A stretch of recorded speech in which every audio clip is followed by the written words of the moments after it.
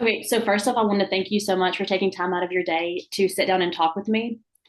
So the purpose of this study is to understand how graduate students in an online doctoral program in education leadership um, expresses and manages work-life balance as they navigate the demands of academic work, professional responsibilities, and your personal life while attending ETSU.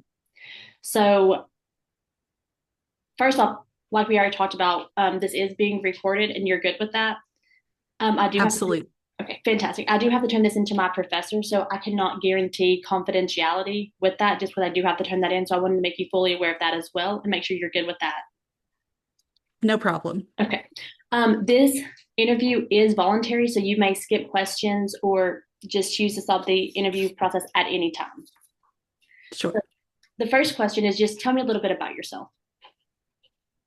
So I am in the online ELPA program at ETSU. I also work full-time for the University of Tennessee as an access coach, supporting four districts in the Northeast Tennessee region. And then I am a wife and mama. I have a 7-year-old and a 5-year-old. Okay. So what led you to choose an online doctoral program in educational leadership? So there's no physical way that I could possibly do an in-person program. So online was the way to go. And then just Dr. Foley and Dr. Christian kind of they sell their program well and pulled me in. Okay. So can you describe a typical week in your life as a doctoral student? Sure.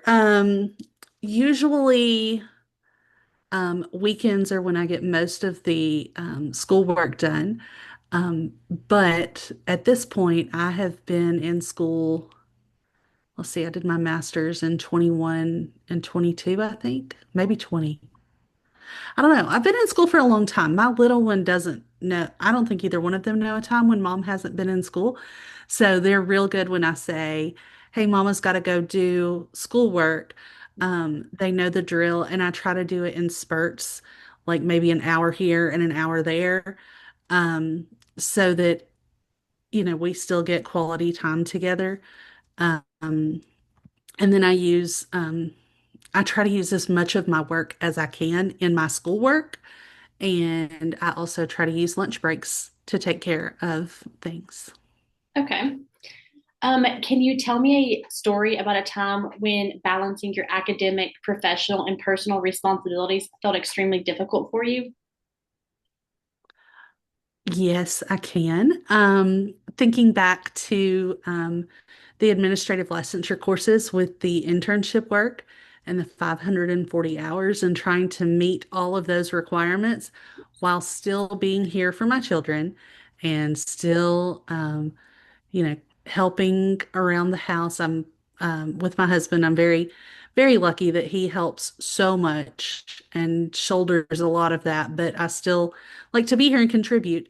And then also being at school, and at different points, I had a principal who didn't want me to, um, leave school for even an hour, let alone to go maybe to a leadership conference that I needed. Um, and so that was difficult to navigate. Yeah. Um, have there been any moments where you felt successful in managing everything, and like what made that possible, if so? I think the times that I have felt the most successful are when things are turned in, even a day early, let alone if I can get even a little bit more ahead than that. Um, the factors that have made that happen, um, when we were doing our first courses, the cohort helped a lot, and just our conversations about when things are due and even sitting down to write and Zoom together and just all, kind of being in that space. But I would also attribute a huge, huge portion of it to my husband, who is kind of a unicorn. He does the laundry and he will cook a lot of times. I do most of the running the kids around to their different places, but I know while I'm doing that, like he'll like make a grocery order online and one of us will go pick it up. So um that would probably be the biggest factor to me being able to do all of these things is having a husband that will really just kind of take on the burden of the things that I drop. Well, my next question was what strategies or supports have helped you maintain that balance? So is there anything else you So, want to add or that? so between him and then my in-laws are local and they're also really good. And if I've got something huge due or something major, um, I text my mother-in-law and she will come and stay with the kids or she'll come pick them up and take them for a few hours of fun while I do all the not fun. Um, how has your experience with work-life balance changed over time during your doctoral journey? So I think it's gotten better, but there's a couple of factors. One would be just the experience and just, you know, once you're so many classes in, you just kind of have figured out your system. But the other thing would be my job shift. Not being in the classroom anymore, has afforded me the opportunity to be in the room for more leadership, academic, thought-based work that I couldn't have been otherwise because I was teaching classes.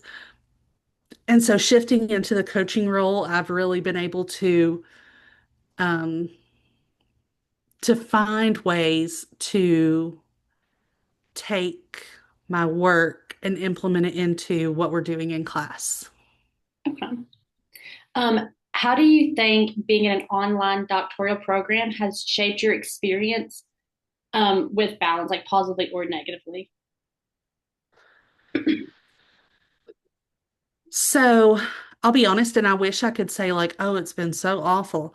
But I think that it has actually helped me at the beginning because I did my master's right before this and I did it online as well. And there were a lot of times in that process where something was due, it was the night of, and I was up until midnight typing away. But as time has passed, and I'm more familiar with the online learning platforms and all of those things, it really has gotten easier to say, okay, this is due by, for example, this interview, this is due by the 19th. So here it is, the 12th. We're going to go ahead and get it done so that we're not scrambling next Friday and Saturday to pull something together. Yeah. Okay. How has juggling all of these responsibilities impacted your mental health, your motivation, and your identity as a leader? Okay. So mental health wise, I would say that that was already pretty damaged. Just we started in the spring of 23, right? Yes. And my father had passed away in the spring of or in the fall of 21. So that had all been really difficult. So there were a lot of factors like that going on. And so this, I guess, just kind of gave me something to throw um, my efforts, my energy into almost as a distraction. Um, I don't know if it counts, but there are certainly more gray hairs on my head now than there were when I started. And then what were the other parts of that question? Mental health and what else? Your motivation and just your identity as a leader. Perfect. So when we started, I definitely had imposter syndrome. I'm just a classroom teacher. Like, I don't have any business being here. I'm not in the room where things are happening. But through the course of this program, um, I've gained an identity as maybe I'm not a principal. I don't aspire to be a principal, but I do get to be at the table with principals and with district leaders having conversations um, about students and about how to make academics better for students. And I don't have to worry about, the parent phone calls and the lesson plans and the teacher that comes in late every day and things like that. So I get to do all the fun parts of education. And that in turn has created a motivation to, again, I don't intend to apply for a principal job anytime in the foreseeable future. Um, but I do have a motivation to impact where I'm at, and to lead in this capacity. Okay. Um, so what advice would you give someone just starting into this program who is worried about that work-life balance? Set boundaries and take a deep breath. When we first started, my rule was typically that I will use any extra planning period that I have. I might stay over 30 minutes at work, to get a piece, an assignment started or a piece done. Um, and then, other than that, it was when my kids go to bed, I'll do it. And I stuck pretty solid to those for a long time. Um, but now that I have the hybrid work from home capacity, I'm certainly able to kind of blend that a little bit more. And the other thing is find a support somewhere. I'm lucky that mine's in the house with me, but find someone somewhere that you can call when it's just all too much, and they can help you make a list of, okay, what things do you have due, in the next 2 weeks? What responsibilities do you have here at home?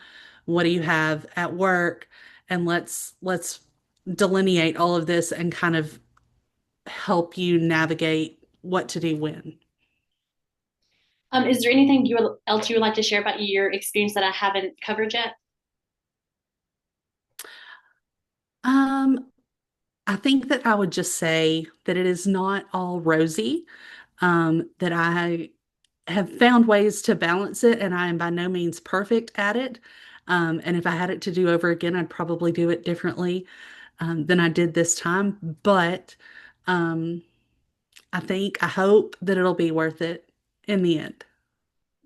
Well, thank you so much for your time again. I really appreciate it. And if I have any follow-up questions, are you good if I contact you again? Absolutely. Well, thank you so much for your time. No problem. Thank you.